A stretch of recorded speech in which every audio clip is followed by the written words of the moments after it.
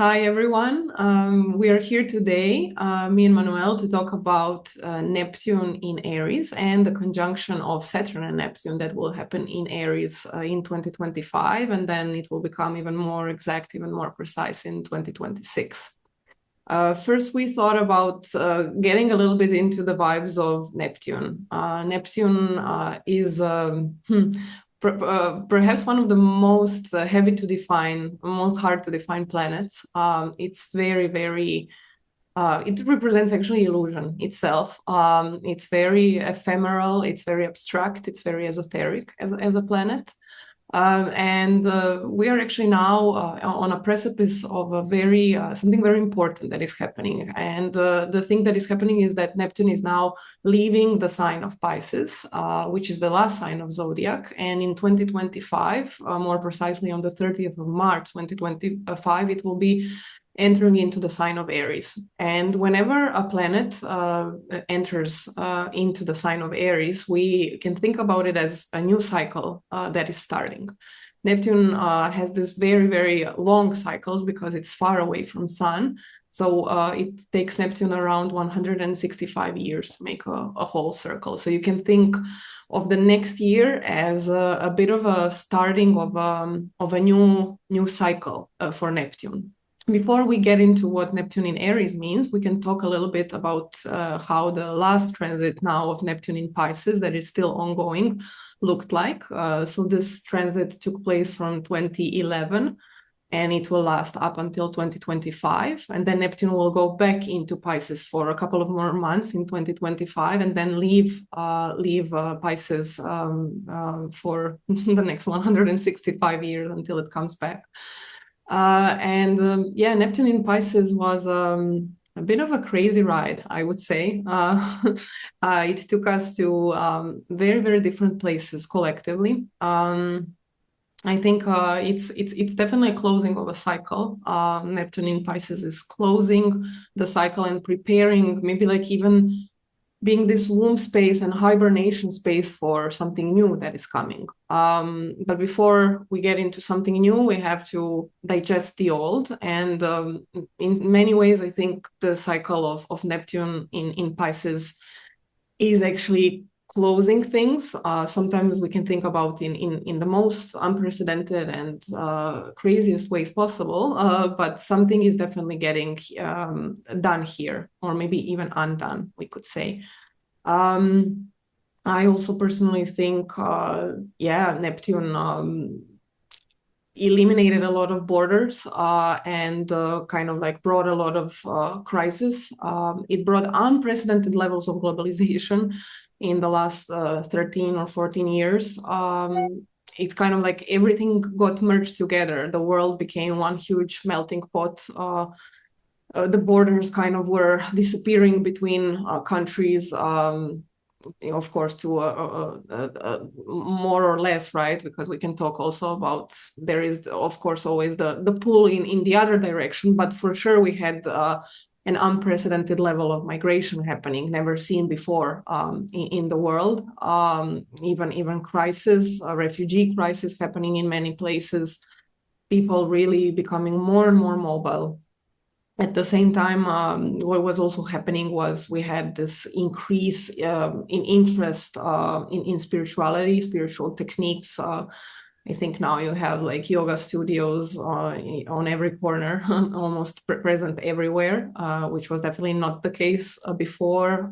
People were also getting more and more into these like different states of consciousness, altered states of consciousness, the use of psychedelic medicines, drugs, like everything kind of exploded out there. I think marijuana even got legalized in many places in the world, decriminalized. All in all, very, very crazy. I think on the political scene, we've seen also unprecedented levels of things seemingly also falling apart and becoming crazier and crazier, and less and less able to predict how it will be. We also had an onset of creation of virtual realities, virtual communities, right? Social media completely exploded with Neptune in Pisces. Yeah, like I think people started to communicate more and more through images and movies, which is actually very much Neptune, especially Neptune in Pisces. So yeah, I think socially a lot has changed. Society got very, very different through this transit. And now we will see. I think we will definitely be switching gears in many ways, not just with this transit in 2025. But yeah, we will see where it will bring us. And I'm curious, Manuel, to hear your thoughts. I'm sorry I spoke a lot. Yes, hello everyone. Now you said it very, very well, described Neptune and what happened those years. I mean, I totally agree. Neptune is, I mean, talks about the everything that is not concrete reality, like material reality. So it could be like faith, compassion, religion, imagination, intuition, spirituality, what we think of as sacred. And yeah, I mean, could also like escapism, also similar to Pisces. I mean, it's also in Pisces. So yeah, it describes what you have said. Also, Neptune rules also over the oceans, and we can think of like migrants in this case. They it's also like a mass of. I mean, it could be interpreted like a mass of people. Like this is like an ocean going. I mean, when it's in large numbers, as it happened, as we have seen in the last few years. The interesting thing of this is that Saturn is already in Pisces already for 1.5 years or 2 years, and we have seen also an increased focus on that. Like Saturn, as opposed to are like it's almost like the oh, it's like almost like opposing Neptune in the terms of Neptune is like everything is floating like a sea that cannot be contained, and Saturn is like walls that want to contain things, that brings structure, that brings that stays into time and is solid, and Neptune is like the sea that dissolves everything, all the walls that we might want to build. Also Saturn symbolizes the reality. I mean, the material reality, this 3D reality that we experience, and so it's like almost like a complement from Neptune. And in this case, we see both of them together. I mean, it's a long transit because already when Saturn entered Pisces, then we can see some of the topics that I think we will see in the conjunction. So when the conjunction takes place, probably these topics will intensify. So we have seen floods, then problems with immigration, as you said, as a natural catastrophes, especially relating to water. Even could also be drought, that's the absence of water. Maybe like Saturn putting restrictions to the water, Neptune, or Neptune just flooding everything and destroying things that Saturnial things and material things.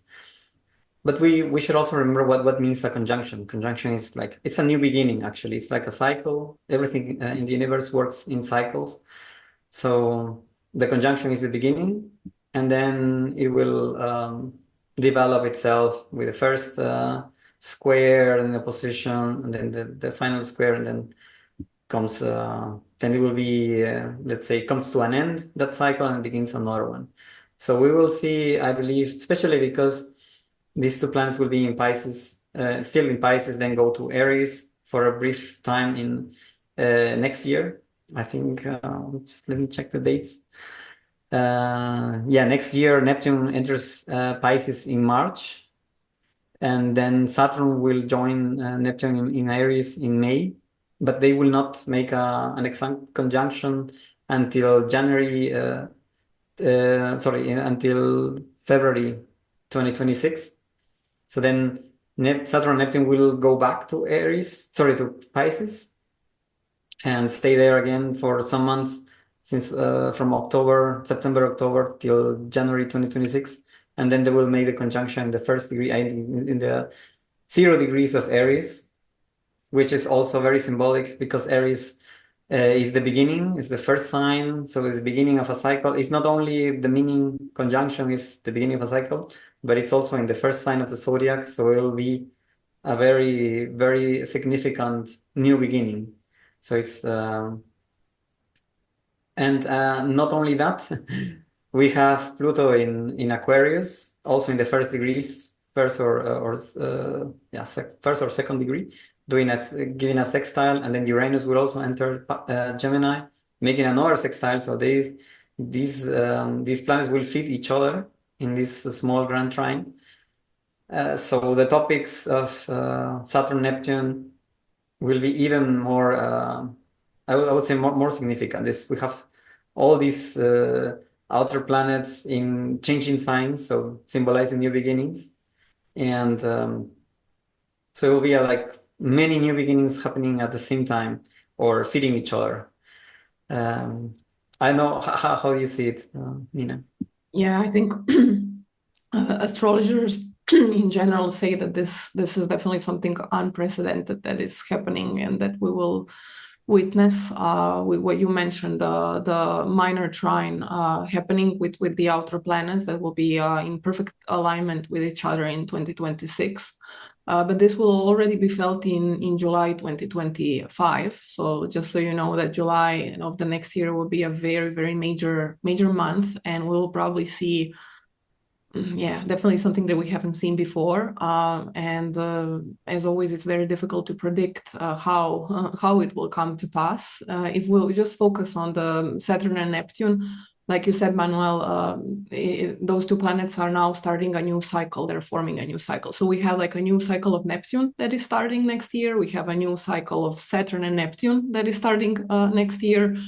This year we started a new cycle of Pluto. Next year we'll also start a new cycle of Uranus. So it will be like a lot of things will be happening in a way. And yeah, we are kind of like I would say we are in uncharted territories, and many people speculate how it could happen and what could take place. If we go back a little bit into the Saturn Neptune cycles in general, they last approximately 36 years. So now it's kind of a reset of the last 36 years. And if we go back in time a little bit, if we'll look at the last time it happened was in 1989, which was a major year because we had the fall of the Berlin Wall. Sorry, we had also the unraveling of the Soviet Union. And we were discussing also in the beginning that somehow Saturn-Neptune conjunction seem very important for Russia. And Manuel, you mentioned also, I will let you speak about the Yes. Bolshevik Revolution, right? Yes, that happened in 1917. That was also a Saturn-Neptune conjunction.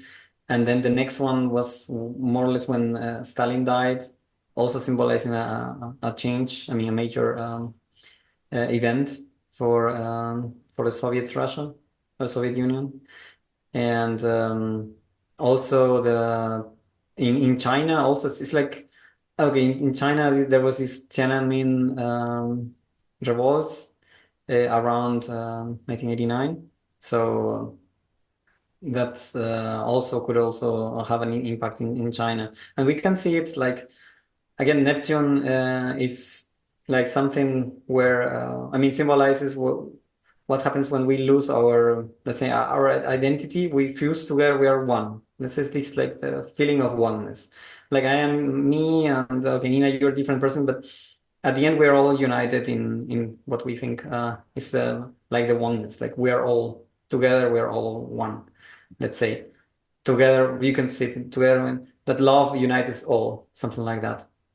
And this is in a way also symbolizing the communism, socialism, because in that case, according to this doctrine, there is like one mass of people, like the people is one mass, and the individualities are somehow dissolved and are not taken into account. So I think that's why those are. I see the link. I mean, that's how I understand the link between Saturn, Neptune, and Russia or Soviet Union and China, also communism. And this might think either. I mean, Saturn is the lord of time, and it's actually very close. I mean, Pisces. I mean, it's happening between the Pisces and Aries. Pisces the end, Aries is new beginnings. So we might see the end of an era in Russia, maybe also in China, how this is, how politically it works, and we might see something new. This could be like the end of how it's going on, and then I don't know, change of leadership, maybe. I'm not sure. That would be interesting to see. Maybe end. I mean, hard to think that there will be a change in those countries because of. I mean, how this politically works. But this could be possible, maybe. Yeah. Other thing is, mm, we might also see like a new sort of this idea, socialism, communism, coming up, like a revival of that of those ideals. This could also be another possibility. I'm actually not sure what will happen, but definitely we will see something on those topics. I know what you think, Nina. Yeah, I think the crisis of leadership could be very much a topic with Saturn Neptune conjunctions. I remember reading somewhere that it's a bit of a when Neptune comes close to Saturn, it's also kind of a it can dissolve also the structure and the ego, right? Like all the rigidity that we have also in the systems or maybe in the leaders who are leading in a certain way, especially we have all of these like old school traditional old type of leadership.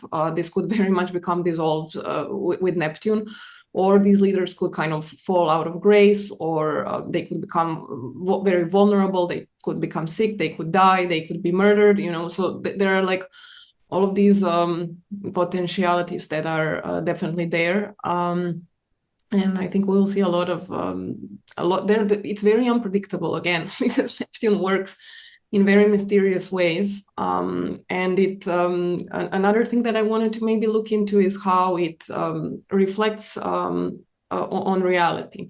Saturn is more of a very, very fixed, very structured, very, very rigid form to see the reality. And Neptune, on the other hand, tells us, but there are multiple realities. There is a dream world reality. There are outer body experiences. There is astral travel. What happens with the soul after death. All of these like mystical ways to experience reality, or maybe to talk about also parallel universes and realities, right? So we live in this illusion that there is one way of looking at things and one reality. And Manuel, you had an excellent quote. Maybe you want to say it regarding. Yes, that's the quote of Rick Levine, amazing astrologer. So Rick Levine says Neptune is illusion, and Saturn is the illusion that there is a reality. And I found it great because it's, I mean, that's how I feel it. I mean, some people might say, okay, the material reality is real reality is the actual reality, and everything else is like something the product of our imagination. But I do believe there is something else beyond the 3D reality, and that's how Rick Levine explains it. So Saturn is the illusion that there is only this 3D reality, but actually there is something more, and it's covered, let's say, or ruled by Neptune. And we might see, as you said, maybe in this new era, let's say, that is starting, we might get into that. So many, it could be that many people or yeah, try to, I mean, are interested in those topics and try to learn more about this and maybe connect or try to find ways to experiment and discover this reality that goes beyond this material world. Maybe in some ways, I'm also thinking that the way we perceive reality collectively will collapse. And it can happen again in many ways. Usually it happens through crisis, whether it's wars, whether it's natural disasters or something.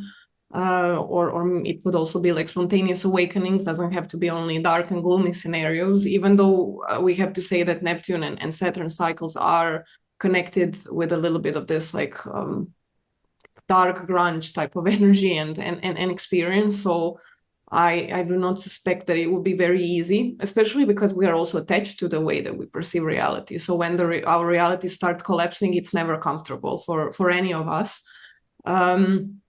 But yeah, I'm just thinking about this dichotomy of these planets and how, Saturn is always the skeptical one, and there is one way of doing things and like a tried way of doing things, and everything needs to be very exact.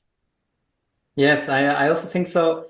I mean, the reality we might also see Saturn is also structures. So it might not be that, yes, we discover that there are like, I don't know, ghosts and something else there.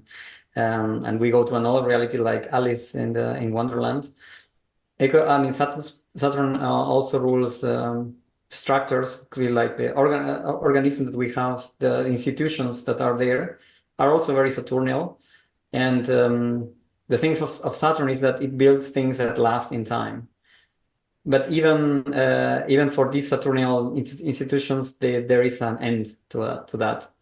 And we might see the end of those. Actually, with Pluto and Aquarius, also it's like revolutionary times when we might see the old institutions that cannot adapt to the new technologies or the new I call it zeitgeist or the spirit of time that where the human being is more like in the centers. So it's not like we should be efficient like a machine, like people should behave like a machine, but actually we should be more human and paying more attention to them, to our needs and who we are, and not like be trying to be so efficient like a machine. I think this might change. I mean, it would be great, but anyway, this might change, and then the old institutions will need to. I mean, they will no longer have a place, and they will be dissolved. So this could also be um, an interpretation of what could happen, and we would see these old institutions falling apart, and something new will have to be invented or put into place. It's just that we don't know exactly what will be a better way of doing things. That will Yeah. be the challenge that we'll have to face, I think. Yeah, and we will probably have to do it ourselves because Aries is okay. Get my butt off of the seat and I do stuff. I do not despair too long. I do not write. I do. I'm the one who can do stuff through my own actions. So I think this will be like also part of it. Yeah, I really hope we do not go into this. Reality line of reality that leads us through wars and much more suffering. Though we already live in a world where wars are like a common daily thing. Just now that it's not happening where we are at the moment. But yeah, I hope that we can do it without too much of suffering and unraveling in such ways. Yeah, I think so. I mean, I don't think we need to suffer and to have some catastrophes to be like to embrace Neptune. Let's say that this universal law. Um, it's just that it's like the problem is that actually the way we live, we focus so much on our work, and it's like my bubble. I have my family and the circle of friends, and I just take care of them, and the rest of the humanity is I don't know. I don't have even time for that, or so on. I don't care. I don't know because I'm well. I'm in living well. I don't have any problems, and the other have problems. Okay, I can do anything, and that's their problem. And it's like we are isolated from the others. And actually, Neptune is we should. If I can just intersect, I think the problem is the disconnection. Yes, Yeah. yes, yes. And we exactly. So Neptune is we should be connected, and then Neptune could think if Neptune could think like a human. Um, you would say, okay, why you don't connect with others? Because you're living well and you don't suffer the problems. Okay, so that's the problem that we will take that away so that you can connect with others. Because the if we see someone suffering, this compassion rises from us or comes from us. If we have also suffered, then it comes that flows naturally. So I think the lesson of Neptune is it's not we should suffer. It should be it's let's connect with or let's be together. Let's feel. Let's be compassionate. It's not let's suffer. It's let's be compassionate. And I think if we embrace those that energy of love, compassion, and then we don't need to experience suffering itself. I think that's um, yeah, that's another way of experiencing that without having to go to wars or natural catastrophes, or even some kind of disease, because also some astrologers have pointed out this Spanish flu appeared 1918, so more or less very close to the Neptune and Saturn conjunction. And yeah, it was a major disease, and many people unfortunately died. So we might also see that. But again, it's like, yes, when there is a lot of suffering, then somehow our hearts are open, and then we can connect with other people, and we can be compassionate also from other people. But as I said, I don't think we need to go through that, and I hope we will not. Yeah, I think what's interesting is that both of these planets have a very peculiar way to relate with suffering. I think for Saturn, it's like suffering builds character, you know, like what doesn't kill you makes you stronger. And with Neptune, it's kind of, yeah, suffering is overwhelming, suffering is everywhere, suffering really unravels your soul. But potentially also suffering opens you up to this love and connection. Perhaps we as a humanity should evolve past past all of these models that we have had so far and be able to evolve without suffering.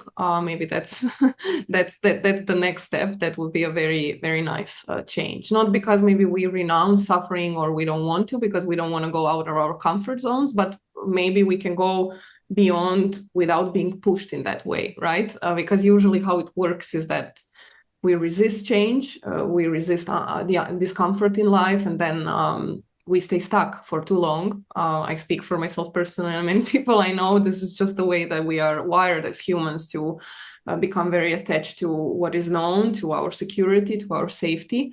That's also part of our instinctual wiring. But then sometimes life just yeah, smacks us and says, no, no more. Now you need to change certain things. And it's never easy, it's never comfortable.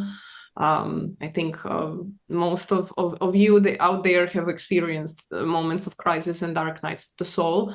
That is also very Neptunian territory in a way. When one is left without any uh, possible structures to hold on to, when all the structures are kind of sunk by this ocean of currents and tsunami of change that comes our way, and there is nothing left to do but to also let go. So perhaps also a way to look at this is also there is a dissolution of the ego structure potentially on a very personal level that is happening, and a crisis of faith. A crisis of faith that is always very disturbing when we do not know what to believe in anymore, when we are faced with crisis and we do not know how to push forward anymore in life. But particularly in those moments, it is important to know that we are not alone, that we are supported, and that there are forces greater than us that are taking care of us. And yeah, I like the phrase let go or be dragged. I think it's a very appropriate one, maybe with this conjunction as well. Letting go, and I would also say doing what we can do, because Saturn and Neptune likes to test our faith, likes to test. Saturn is always the one who tests, and Neptune is test the ideals or the ideas that we have about how things should be, maybe the utopian ideas that we have. Of course, to some degree, they are unrealistic, and maybe most of them will not be able to become materialized in this reality. But maybe a lot of them actually can be materialized in this reality. So this conjunction is telling us, yeah, you have to work.